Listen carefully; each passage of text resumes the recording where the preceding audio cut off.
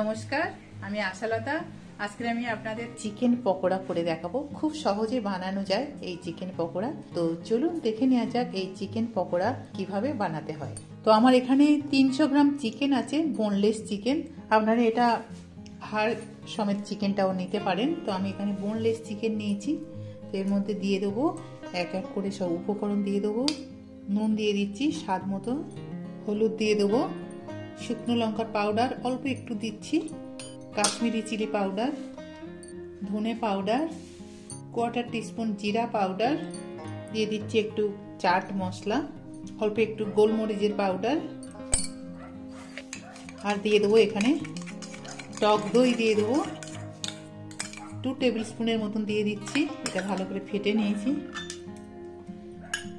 এখানে দিয়ে দিচ্ছি চালের গুঁড়ো, দিয়ে দিচ্ছি 1 চামচ দিয়ে দিলাম, কর্নফ্লাওয়ার দিয়ে দিচ্ছি, এটা দিলে খুব ক্রিস্পি হবে, 2 চামচ দিয়ে দিলাম, বেসন দিয়ে দেবো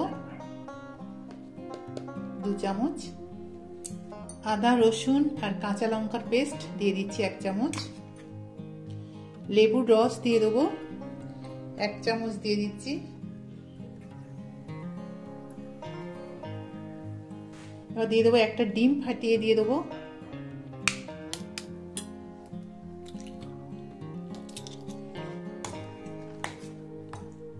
ভালো করে এটা মিশিয়ে নেব।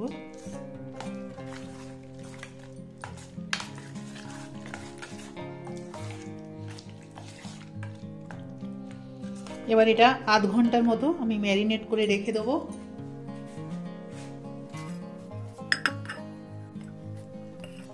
তো দেখুন এটা আমি 30 মিনিটস রেখে দিয়েছিলাম ম্যারিনেট করে। তো চলুন এবার আমরা এটা ভেজে নেব।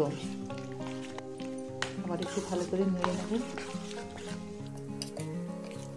এবার আমি এখানে রিফাইন অয়েল দিয়ে দেব, তেল গরম করে নিয়েছি। এবারে একটা একটা করে চিকেন দিয়ে দেবো।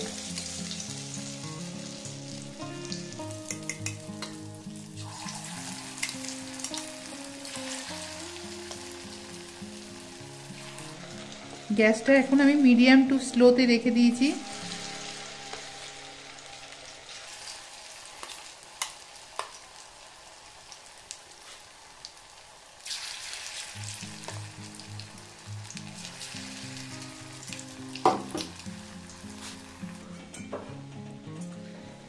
তো ঠিক যখন এরকম কালার হয়ে যাবে সেই সময় তুলে নিতে হবে। এগুলো আমি তুলে নেব। উল্টে পাল্টে ভেজে নিয়েছি।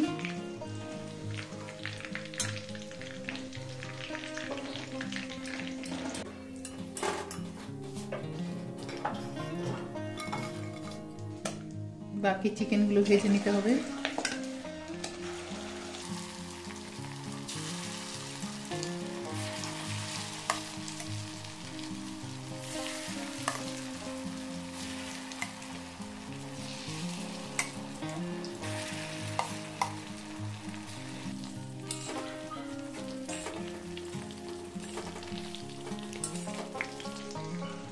তো এইগুলো ভাজা হয়ে গেছে, আমি উল্টে পাল্টে ভেজে নিয়েছি। এটাও তুলে নেব।